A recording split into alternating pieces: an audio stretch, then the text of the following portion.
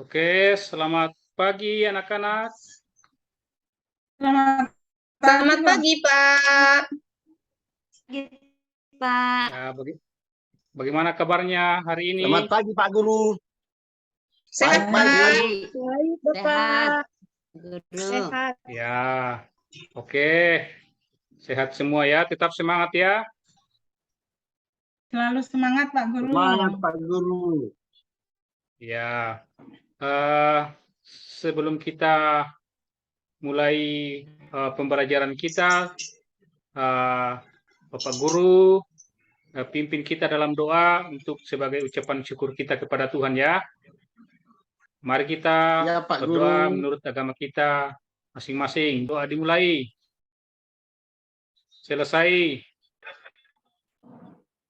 Oke.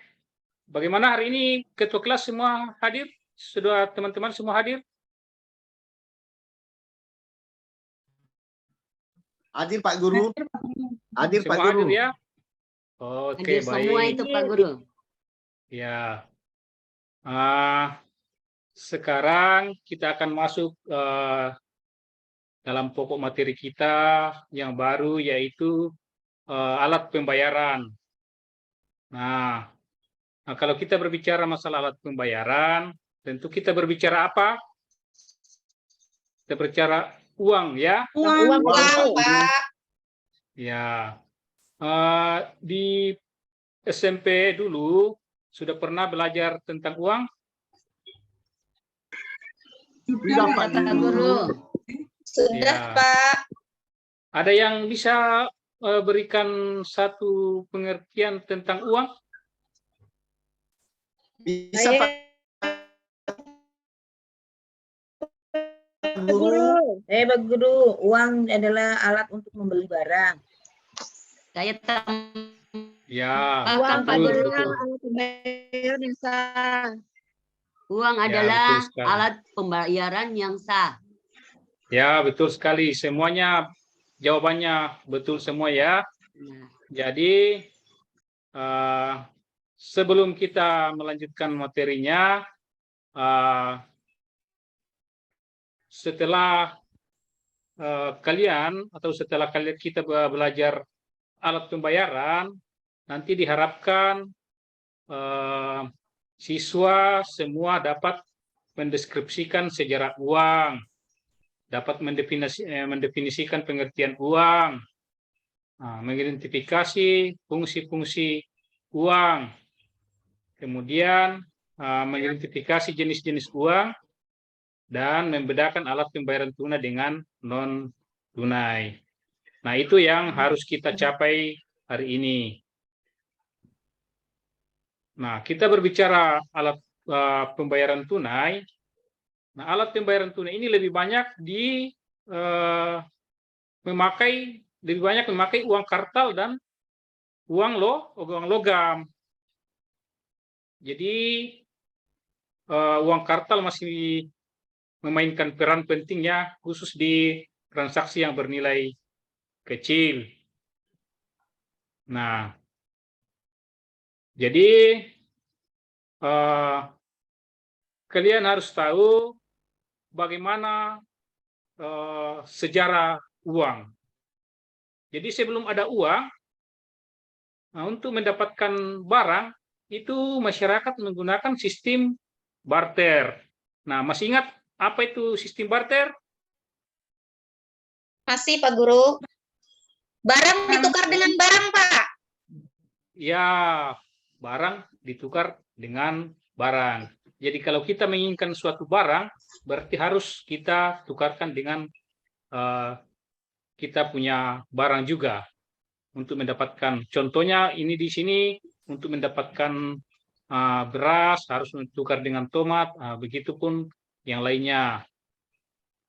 Jadi namun karena kebutuhan manusia itu semakin bertambah, maka sistem barter ini mulai mengalami kesulitan. Ya, yakni kesulitan untuk menemukan orang yang memiliki barang yang dibutuhkan dan mau menukarkan barangnya. Nah, contohnya misalnya kalau kita mempunyai seekor ikan, sementara kita membutuhkan beras. Jadi kita harus mencari orang yang punya beras untuk kita tukarkan dengan kita punya ikan. Jadi itu merupakan kesulitan sistem barter. Kemudian tidak adanya standar nilai untuk dipertukarkan. Nah, dengan kesulitan tersebut, secara cara barter pun ini mulai ditinggalkan masyarakat dan mulai mencari alternatif benda lain untuk digunakan dalam proses pertukaran. Jadi barter mulai ditinggalkan karena kesulitan-kesulitan tadi. Nah, jadi mulailah orang mencari benda-benda yang digunakan sebagai alat pertukaran berupa kerang dari laut, kulit binatang, benda-benda itu yang disebut dengan uang barang. Jadi mulai dikenal namanya uang barang. Nah, namun karena uang barang ini ada kesulitannya juga dalam hal ukuran, berat, dan bentuk. Karena kesulitan tersebut, orang mulai mencari logam untuk dijadikan alat tukar seperti emas dan perak. Nah, itulah mulai dikenal namanya uang. Ya, jadi uang dikenal pertama kali di Cina. Itu lebih kurang 2700 sebelum Masehi. Nah, ini oleh Huang, ya, kaisar atau Kaisar Kuning. Nah, namun sejarah purba juga telah mencatat bahwa orang Assyria, Tunisia, dan Mesir juga telah menggunakan uang sebagai alat tukar. Ya, jadi itu sejarah singkat dari uang, ya, munculnya uang. Pak Guru, Nah, jadi, bisa izin ke ya, toilet silakan. dulu. Ya, silakan Ibu. Izin toilet ya. Silakan Nak. Ya, ini kita masuk di pengertian uang, ya, seperti yang kalian tadi sudah sampaikan. Sudah ada beberapa pendapat sudah menyampaikan tentang uang. Jadi uang ini dapat didefinisikan segala sesuatu atau benda yang diterima oleh masyarakat sebagai alat pembayaran sah dalam melakukan tukar menukar atau perdagangan. Ya. Kemudian kita masuk pada fungsi uang. Nah, saya yakin kalian pegang uang semua, ya. Iya, Pak Guru. Nah, ya, kira-kira menurut kalian fungsi uang itu untuk apa kira-kira? Untuk Ya, menurut beli barang. pendapat kalian. Beli barang, Pak Guru. Ya, bagus. Nabung, Pak. Beli barang. Ya, betul. Jadi fungsi Sebagai alat uang pembayaran itu, yang sah. ya, betul, Krisnu. Jadi fungsi uang itu ada dua jenis, ya. Ada fungsi asli dan ada fungsi turunan. Turunan. Ya. Jadi yang termasuk fungsi asli di sini yaitu uang sebagai alat tukar dan uang sebagai satuan hitung. Satuan hitung. Nah, dikatakan uang sebagai alat tukar. Nah, ini uang bisa digunakan untuk menukar barang tadi. Barang. Nah, kemudian uang sebagai satuan hitung. Nah, kalau uang sebagai satuan hitung itu kira-kira bagaimana kalau uang sebagai satuan hitung? Kasih contoh misalnya. Kalau kita pergi di pasar, di sana kita lihat ada harga gula, harganya 10.000 1 kilo. Berarti itu tandanya dia satuan hitung. Gitu Pak Guru. Ya, betul. Betul sekali. Jadi uang sebagai satuan hitung itu misalnya, ya, contoh lain kalau kita mau beli buku, misalnya harga buku 10.000. Jadi itu harga satuannya, jadi uang sebagai satuan hitung. Nah, kemudian fungsi turunan, uang sebagai alat pembayaran yang sah, kemudian uang sebagai alat penyimpan kekayaan dan pemindah kekayaan, uang sebagai pendorong kegiatan ekonomi, dan uang sebagai standar pencicilan utang. Nah, kalau dikatakan uang sebagai alat pembayaran yang sah, jadi kita bisa membayar pajak, ongkos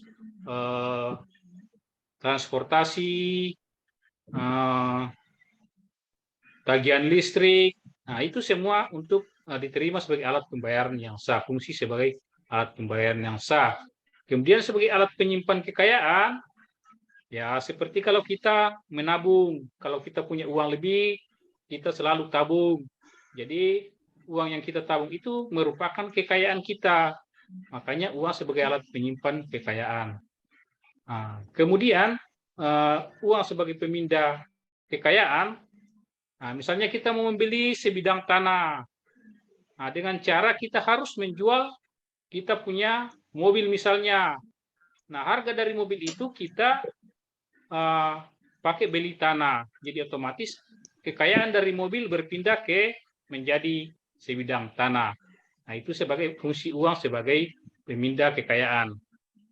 Nah, kalau sebagai uang sebagai pendorong kegiatan ekonomi, jadi karena adanya uang yang beredar di masyarakat, maka otomatis daya beli masyarakat akan tinggi. Nah, dengan tingginya daya beli masyarakat itu, maka produsen akan meningkatkan produksi.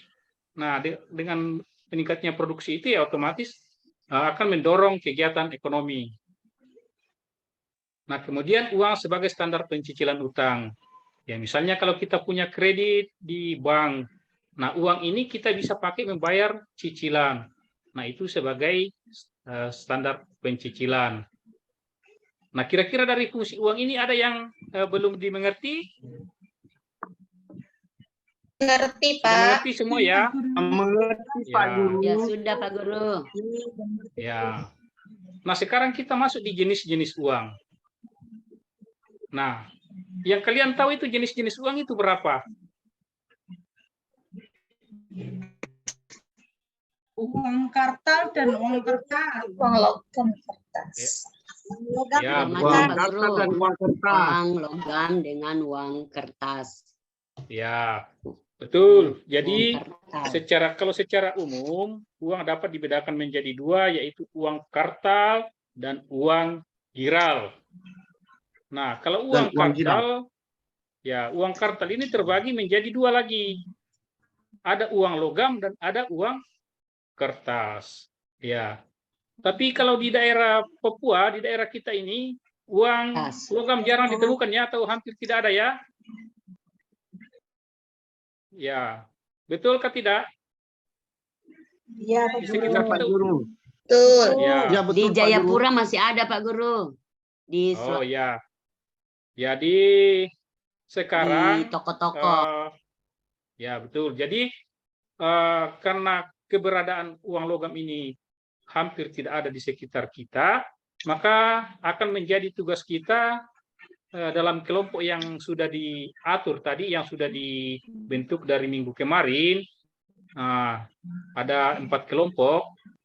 Jadi masing-masing kelompok itu akan mengidentifikasi kenapa faktor mengidentifikasi faktor-faktor yang membuat uang ini tidak beredar, ya.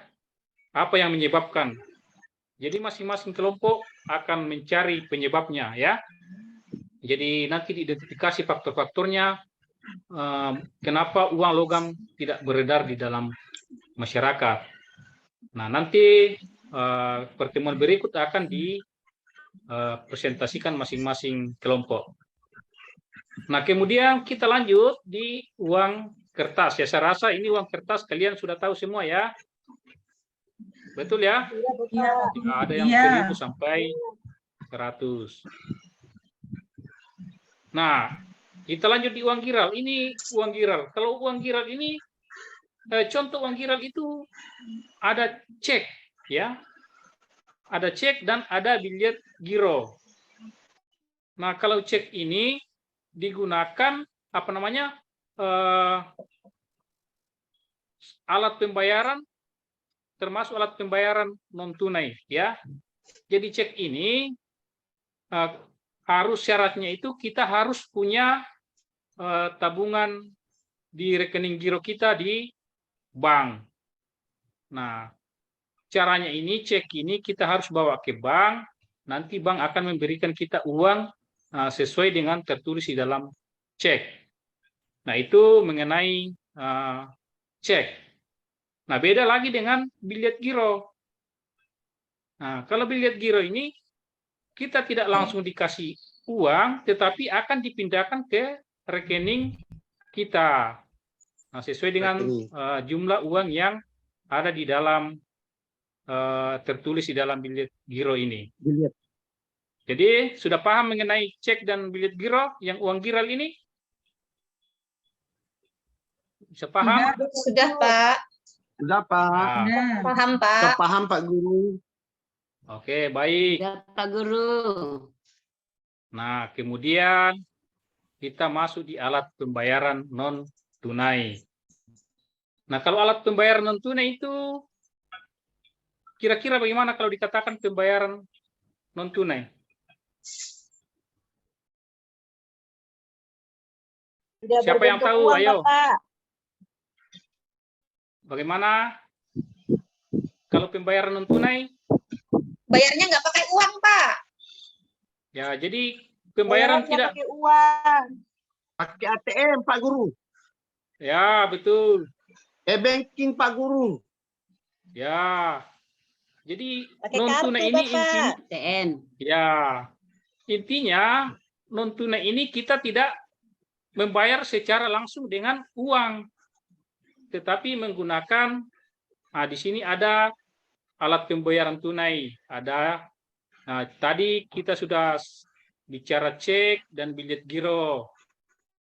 Nah, itu kita bisa gunakan juga untuk pembayaran. Nah, kemudian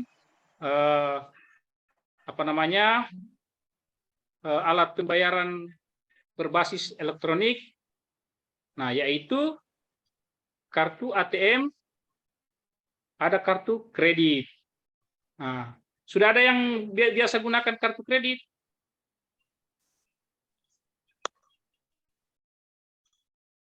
Ada yang biasa gunakan kartu kredit atau ada Nggak yang punya, lain? Pak. Ada itu Pak Guru. Saya, Pak Guru. Belum punya, Bapak. Belum punya Pak Belum Guru. cukup umur, Bapak. Bapak punya, Ya. Bapak yang punya, Pak Guru. Ya, jadi Bapaknya Krisno yang punya Bapak Guru. ya, jadi bapaknya Krisno ya sering pakai ya. Jadi alat pembayaran Ya. berbasis elektronik ini biasanya kita memakai ATM dan kartu kredit. Ya, dari alat pembayaran non tunai ini ada yang belum dimengerti?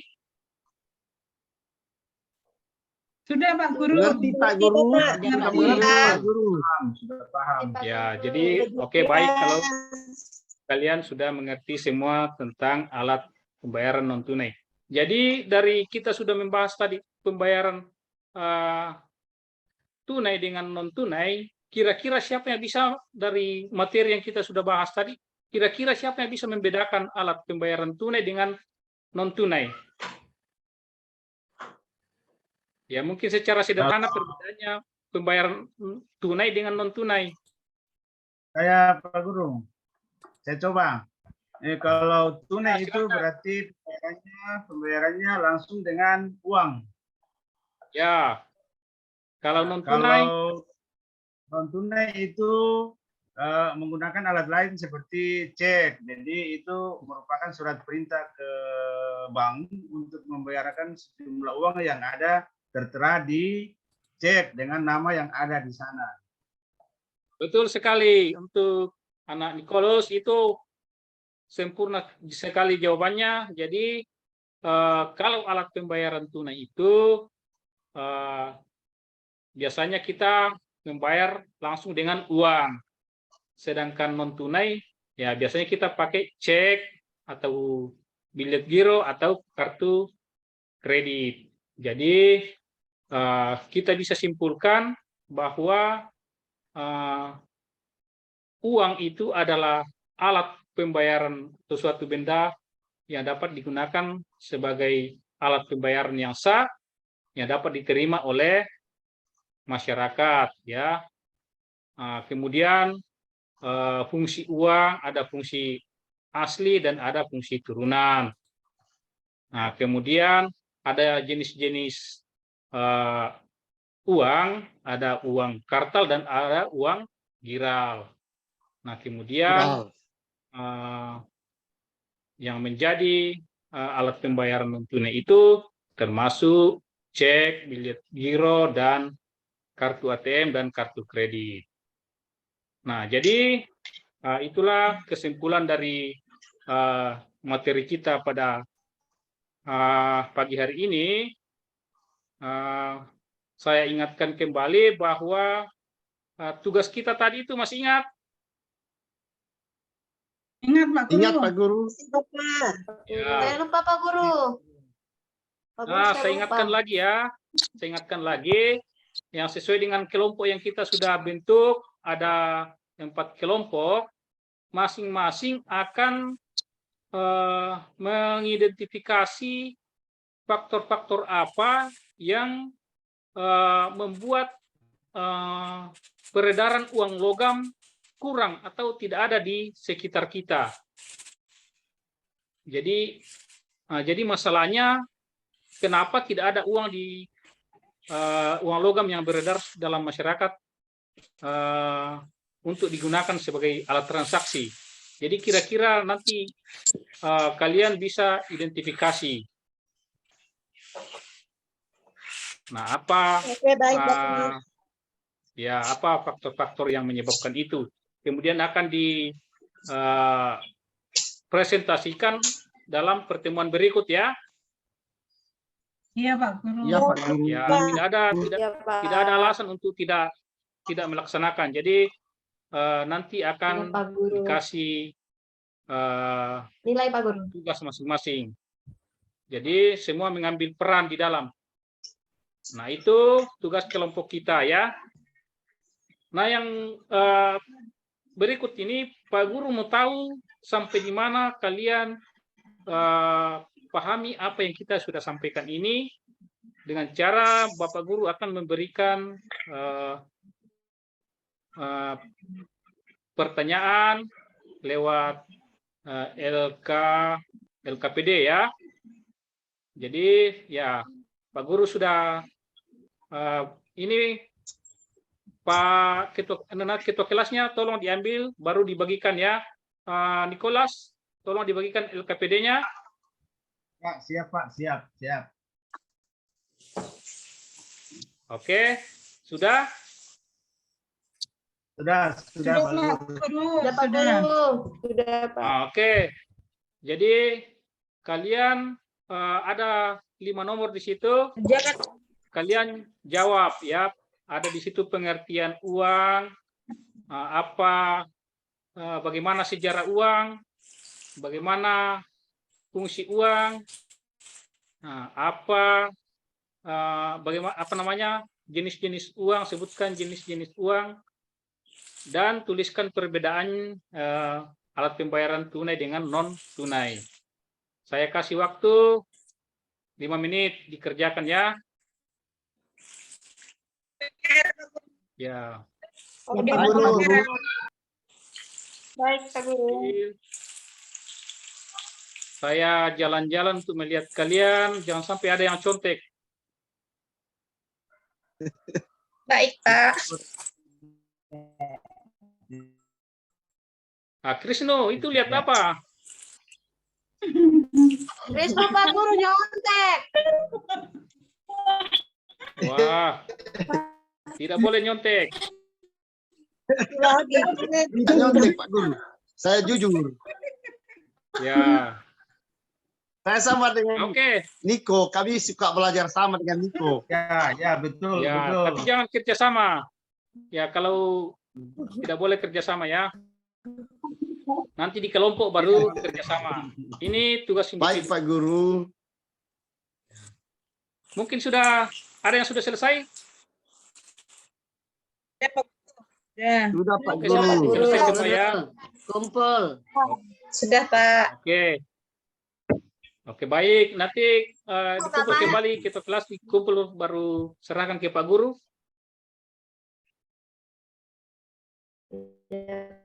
Ya. Ya. Oke, sudah. Ini pekerjaannya saya akan periksa dan saya akan bagikan kembali. Ya, betul. Semua saya lihat pekerjaannya semua sudah bagus. Semua hampir betul semua ya. Berarti dalam pembelajaran kita hari ini kalian sudah mengerti, kalian sudah pahami apa yang menjadi capaian kita dalam pembelajaran ini. Oke, jadi mungkin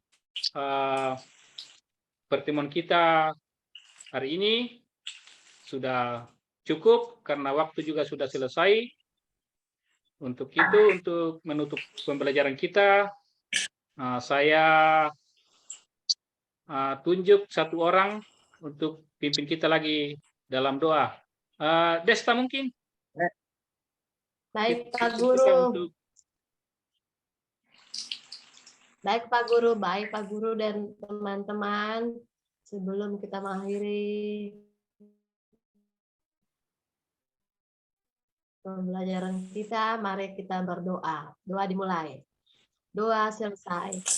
Sudah Pak Guru, terima kasih Pak Guru. Oke, terima kasih anak Desta. Jadi saya harap tetap belajar di rumah ya. Oke. Iya, Pak Guru. Ya. Sampai di sini Ya Pak Guru. pertemuan kita. Sampai jumpa pertemuan berikutnya. Terima kasih. Terima kasih Pak Guru. Oke.